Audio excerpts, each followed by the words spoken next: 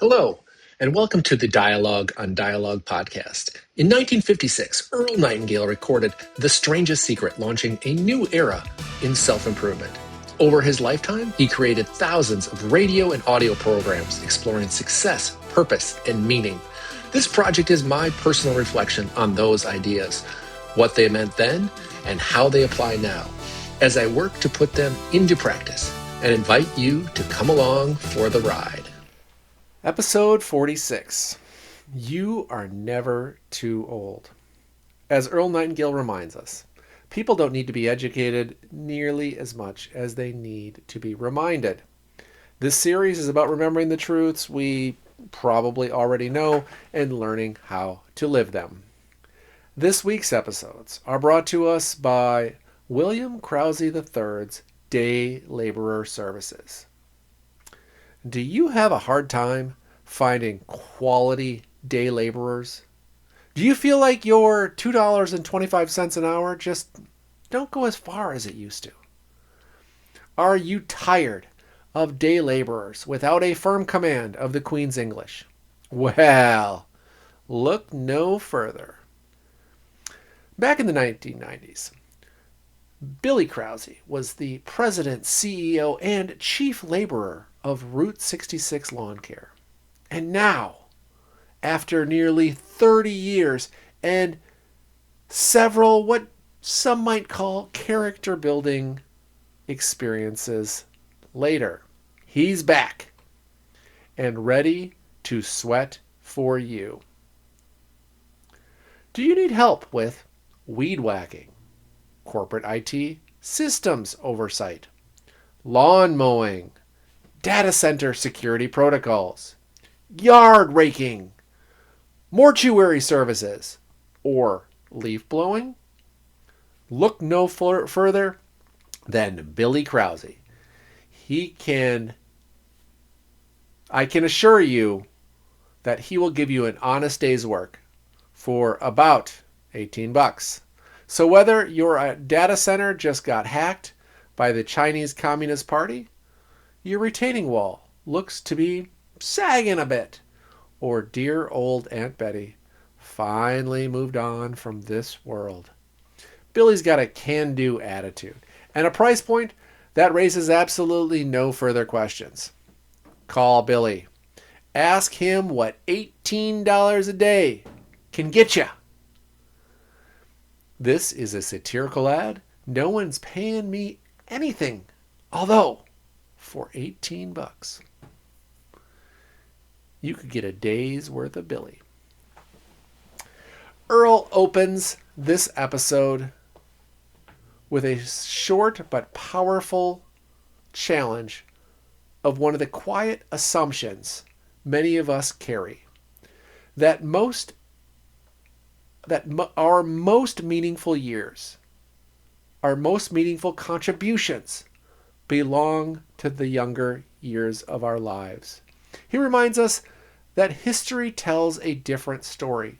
Some of the most significant work we admire came from people well into the second half of their lives. He points to figures like Alexander Graham Bell, whose later years were filled with continued innovation, and John Milton, who produced Paradise Lost later in his life. Earl also highlights Oliver Wendell Holmes, who once joked, "If you haven't cut your name on the door of fame by the time you've reached 40, you might as well put up your jackknife." And yet, Holmes went on to make many of his most important contributions in his 50s, 60s, 70s, and even 80s. The message is clear. For many people, the later chapters are where the real work begins. Earl stresses that as we age, it becomes even more important to develop our interests. Interests, he suggests, are like seeds. If you plant and tend them early in life, they have something to grow into later. One of the saddest pictures he paints is of a retired person with really unlimited time and nothing meaningful to do with it. Society, Earl argues, needs older people to keep learning, creating, and contributing. When experience is paired with curiosity, everyone benefits. To show how creativity and effort can set someone apart at any age, Earl shares two simple but memorable stories.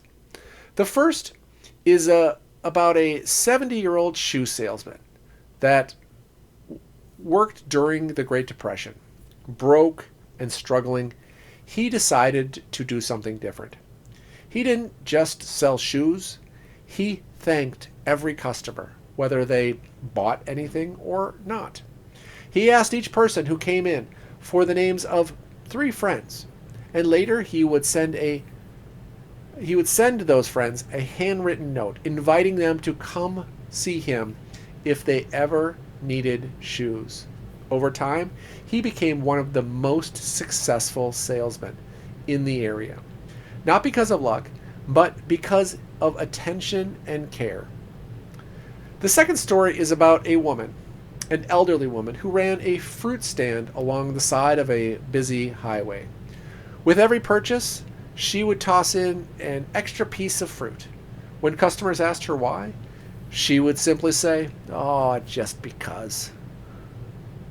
Her stand quickly became the most popular on the road. Not because her fruit was any cheaper or better, but because her service felt human. Earl ends this episode with a reflection on aging and the kind of work we do.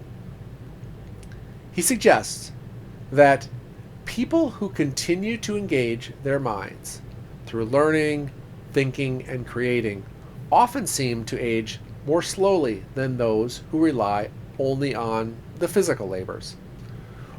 Whether or not this claim holds perfectly, the deeper point is this: mental engagement keeps life open, curious, and forward-looking, and that, in it of itself, is a kind of youthfulness.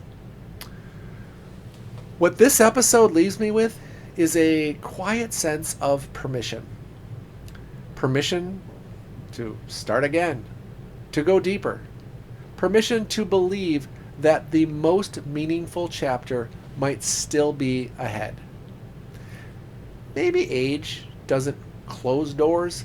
Maybe it hands us better tools to walk through the ones we finally choose to open.